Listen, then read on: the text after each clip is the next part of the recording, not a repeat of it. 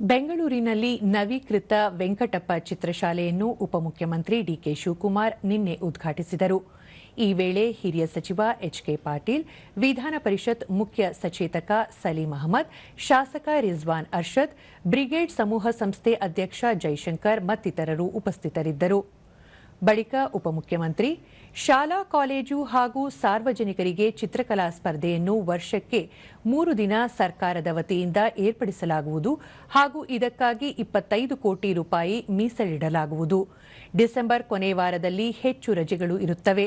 ಇದರ ಬಗ್ಗೆ ರೂಪುರೇಷೆಗಳನ್ನು 1 ವಾರದಲ್ಲಿ ರೂಪಿಸಲು ಅಧಿಕಾರಿಗಳಿಗೆ ಸೂಚಿಸಿರುವುದಾಗಿ ತಿಳಿಸಿದರು.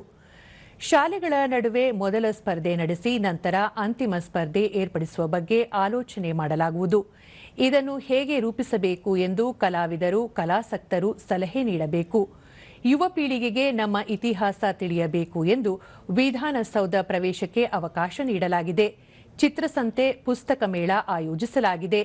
ಈ ಮೂಲಕ ಬೆಂಗಳೂರಿಗೆ ಹೊಸ ರೀತಿಯ ರೂಪ ನೀಡಲು ಪ್ರಯತ್ನ ಮಾಡಲಾಗುತ್ತಿದೆ ಎಂದರು.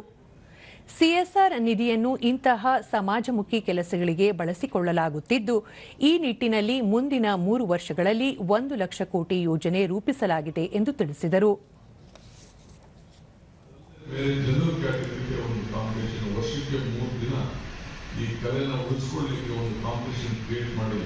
ಪ್ರಶಸ್ತಿಗಳನ್ನು ಕೊಡಲಿಕ್ಕೆ 25 ಕೋಟಿ ರೂಪಾಯಿನ ಮೀಸಲಾಗಿರುವಂತಹ